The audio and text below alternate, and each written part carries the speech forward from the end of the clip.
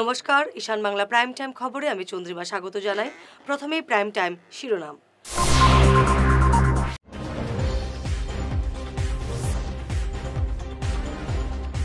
কৌশিকের খাদ্য গণবন্টন খনি, সঙ্গে নতুন বিভাগ বরাক উপত্যকা উন্নয়ন।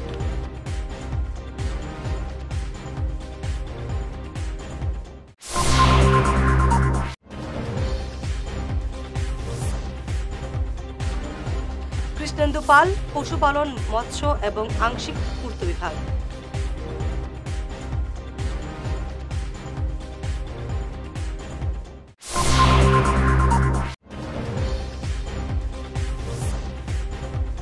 আজব ঘটনা, তোপখানায় ইএনডি বাঁধ কেটে ফুটপাত বানালো পূর্ত বিভাগ।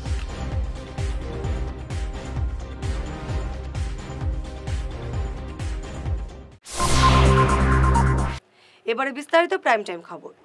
আজ অসম মন্ত্রিসভার নতুন মন্ত্রীদের দপ্তর বন্টন করা হলো। বরাক থেকে কৌশিক রায় পেয়েছেন খাদ্য গণবন্টন গ্রাহক বিষয় বিভাগ, খনি এবং খনি বিষয়ক মন্ত্রক এবং বরাক উপত্যকা উন্নয়ন মন্ত্রক। বরাক উপত্যকা মন্ত্রক নতুন দফতর। এই দফতরের প্রথম মন্ত্রী হলেন কৌশিক রায়, অর্থাৎ এই মন্ত্রিসভায় তিনি গুরুত্ব দফতর পেলেন। কৃষ্ণেন্দু পাল পেয়েছেন পশুপালন মৎস্য বিভাগ, তাকে পূর্ত বিভাগের সড়ক শাখার প্রধানমন্ত্রী গ্রামীণ সড়কের দায়িত্ব দেওয়া হয়েছে। এছাড়া মুখ্যমন্ত্রী যেসব দায়িত্ব দেবে সেটাও। কৃষ্ণেন্দুর এই দায়িত্ব পাওয়ায় বরাকের সড়ক যোগাযোগ আরও উন্নত হতে পারে এমন সম্ভাবনা দেখা দিয়েছে। মন্ত্রিসভার অন্য নতুন সদস্য প্রশান্ত ফুকন পেয়েছেন বিদ্যুৎ মন্ত্রকের দায়িত্ব। এছাড়া তিনি পেয়ে দক্ষতা উন্নয়ন, কর্মসংস্থান মন্ত্রক, শ্রম কল্যাণ মন্ত্রকের দায়িত্ব দেওয়া হয়েছে রূপেশ গোয়ালাকে। অদ্ভুত দৃশ্য তোপখানায় শিলচর পুর নিগমের 15 নম্বর ওয়ার্ডের এই এলাকায় বরাকের পাশে ইএনডি বাঁধ কেটে ফুটপাত বানানো হয়েছে। পরে এলাকার জনগণ অভিযোগ জানানোর পর এই বাঁধ কাটা বন্ধ হয়। এর ফলে বাঁধ সম্পূর্ণরূপে বিধ্বস্ত হয়ে পড়েছে। এ নিয়ে জানালেন এলাকার সুপরিচিত সমাজসেবী নঈমুদ্দিন লস্কর। দর্শকরা, আমি এখন যে জায়গায় দাঁড়িয়ে আছি এটা তোপখানা এলাকা। তো এখানে তোপখানা এলাকা, তো এখানে তারাপুর জিপি, এখানে তারাপুর নম্বর ওয়ার্ড, তারপর 15 নম্বর ওয়ার্ড। এখানে একটা আশ্চর্য ঘটনা আমি দেখলাম। এই যে আপনারা দেখছেন, এই যে মাটি, এই মাটির এই যে আমি যেখানে দাঁড়িয়ে আছি, আপনি একটু এইদিকে ক্যামেরাটা করুন। এটা এই জায়গাটা ইএনডি বাঁধ, কিন্তু এখানে বাঁধ কেটে ফুটপাত বানানো হয়েছে। আবার আপনি দেখুন বাঁধটা, যে আগে যে বাঁধটা ছিল, অদ্ভুত ঘটনা আমি দেখলাম, আশ্চর্য ঘটনা আমি দেখলাম। তো এখানে আমরা পেয়েছি একজন স্থানীয় সমাজসেবী। দাদা, আপনার নামটা?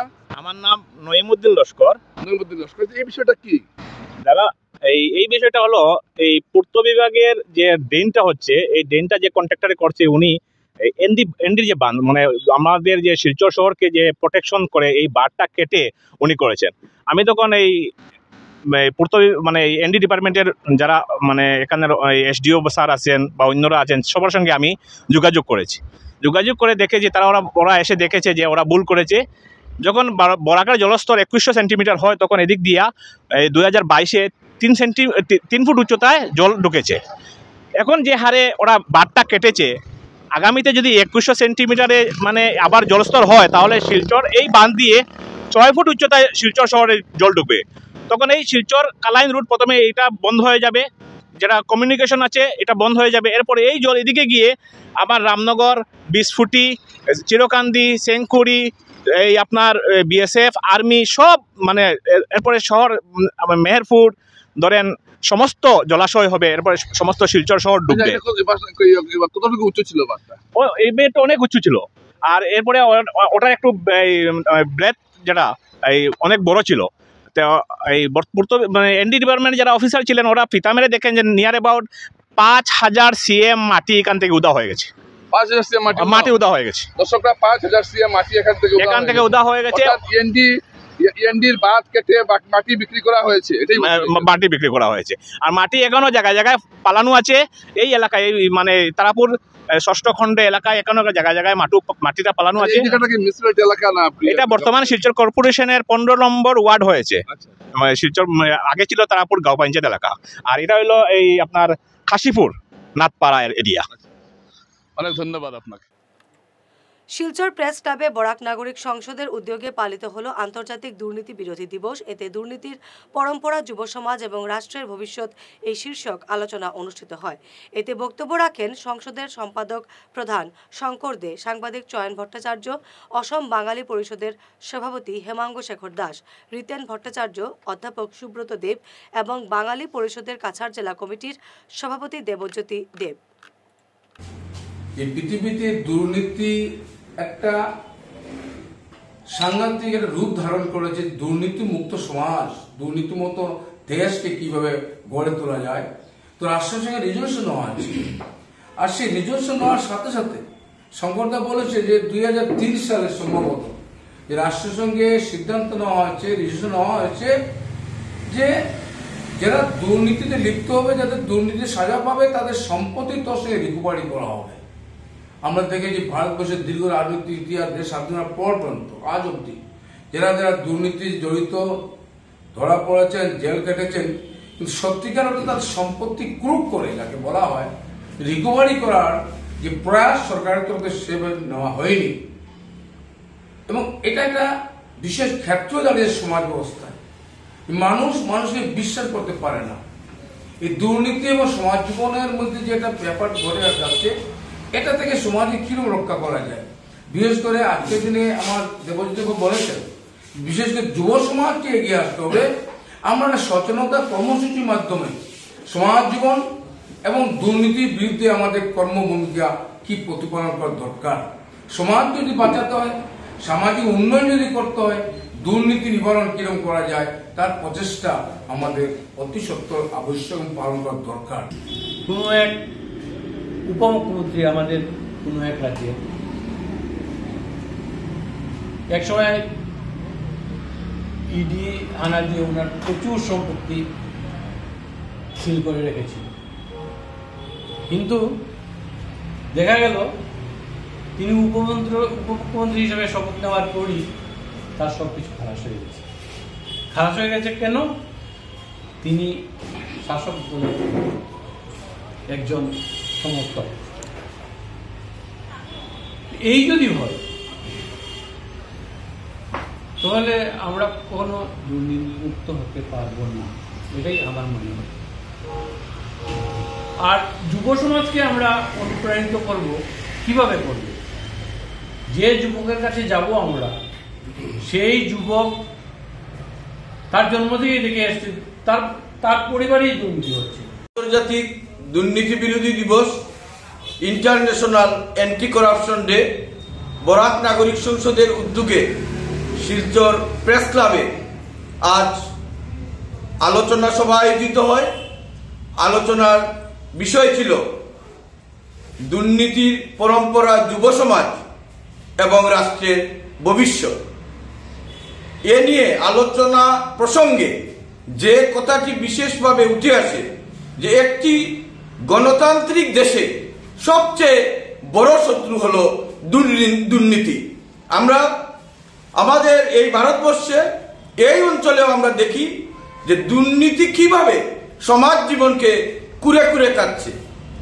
রাজনৈতিক ক্ষেত্র থেকে শুরু করে শিক্ষা, স্বাস্থ্য, ব্যবসা, শিল্প, একটা বিষয় আন্তর্জাতিকভাবে একটা সমস্যা হয়ে দাঁড়ায়, একটা সামাজিক ব্যাধি হয়ে দাঁড়ায়। যেমন ধরুন মানবাধিকার, প্রত্যেকটা দেশের বা মানবাধিকারের যে আইনটা রয়েছে, মানবাধিকার দেখা যায় একটি দেশে এক রকম থাকে, তাই আন্তর্জাতিকভাবে মানবাধিকারের বিরুদ্ধে শরণার্থী সমস্যা, এসব অনেকগুলো সমস্যা আছে, যা নিয়ে আন্তর্জাতিকভাবে একটা জনমত তৈরি করার প্রয়োজনীয়তা পড়ে।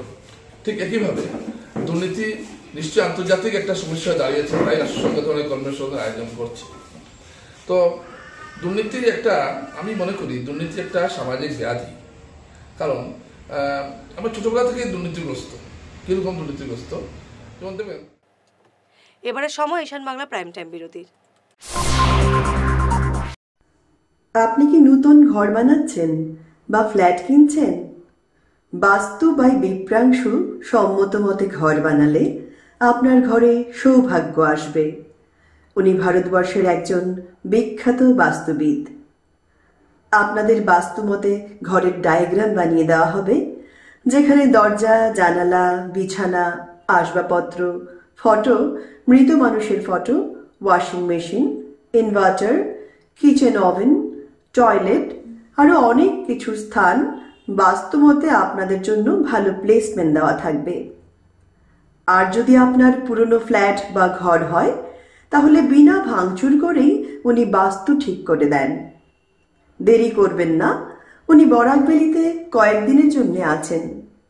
ওনার calling number 6001730761। Chamber Rangirkhari, opposite Sanjay market, Taraknath bakery complex. ধন্যবাদ।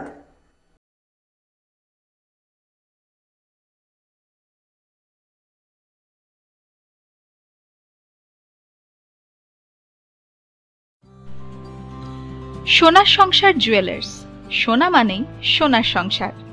আমাদের এখানে রয়েছে চূড়, বালা, ব্যাঙ্গল, মান্তাসা, চেইন, রিং, চুড়ি। 50,000 টাকার সোনার গহনা কেনাকাটা করলে রয়েছে একটি নিশ্চিত উপহার। 5 লক্ষ টাকার ওপরে কেনাকাটা করলে একটি ডায়মন্ড রিং উপহার হিসেবে পাওয়া যাবে উইথ 50% মেকিং অফ, অর্থাৎ মজুরি 50% ছাড় রয়েছে। ইএমআই সিস্টেমে সোনা পাওয়া যাবে। মাসিক কিস্তিতে সোনা কিনতে পাওয়া যাবে। 12 মাসের কিস্তি জমা দিলে 13 মাসের কিস্তি সম্পূর্ণ বিনামূল্যে। পুরনো সোনার বদলে নতুন সোনার গহনা পাওয়া যাবে। এছাড়াও আমাদের মধ্যে রয়েছে ডায়মন্ড রিং, গলার হার, মঙ্গলসূত্র। ন্যূনতম 50,000 টাকার বিয়ের সেট পাওয়া যায়। সব ধরনের আধুনিক গহনা পাওয়া যায়। তাই আর দেরি না করে চলে আসুন আমাদের সোনা সংসার জুয়েলার্স শোরুমে। আমাদের ঠিকানা NN দত্ত রোড, শিলচর 1। যোগাযোগের জন্য ল্যান্ডলাইন নাম্বার 03842260081, আমাদের মোবাইল নম্বর 9395163088 অথবা 9395178117। ফিরে এলাম বিরতির পর। দীর্ঘ প্রতীক্ষার পর বরখলার হারাং সেতুর কাজে হাত দিল পূর্ত বিভাগ। গত 6 নভেম্বর এই সেতুর সংস্কারের দাবিতে কংগ্রেসের পক্ষ থেকে কাটিগড়া সার্কেল অফিসারের কাছে একটি স্মারকপত্র দেওয়া হয়। আজ এর কাজ শুরু হলো।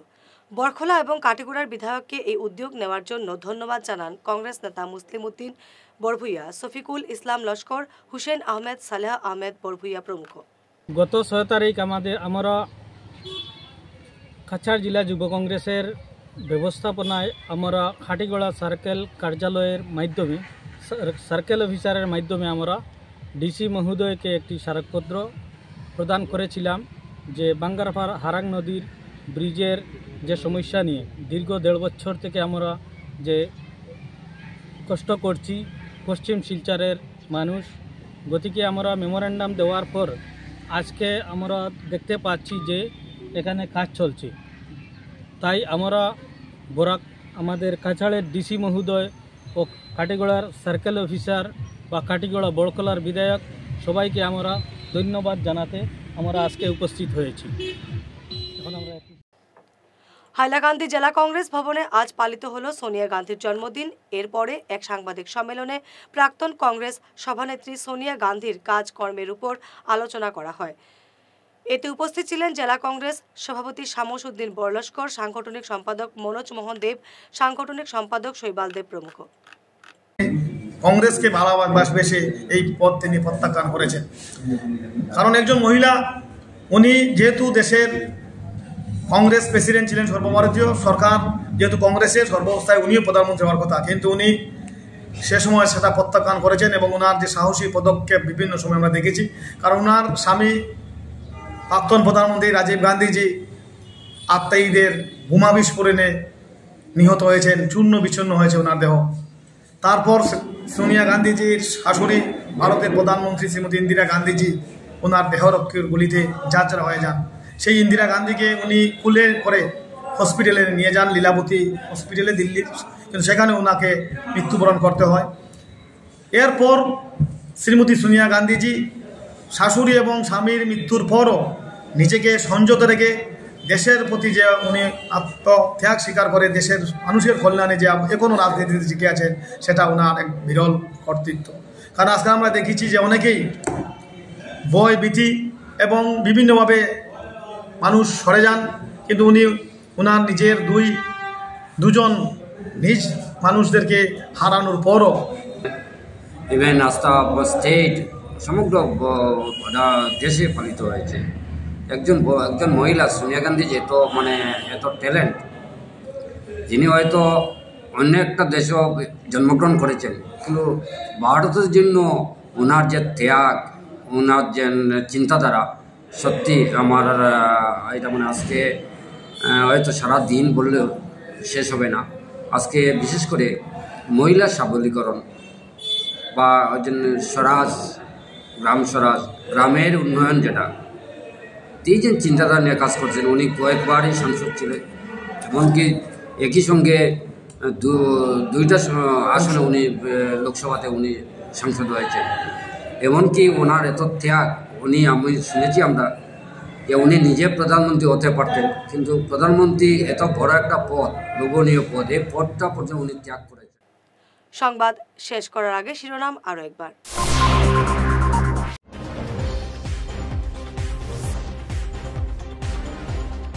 কৌশিককে খাদ্য গণবন্টন খনি, সঙ্গে নতুন বিভাগ বরাক উপত্যকা উন্নয়ন।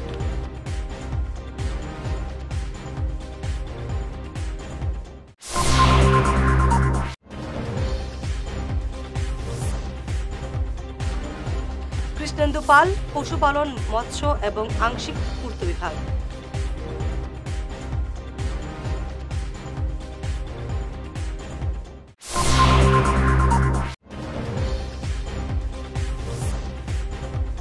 আজব ঘটনা, তোপখানায় ইএনডি বাঁধ কেটে ফুটপাত বানালো পূর্ত বিভাগ।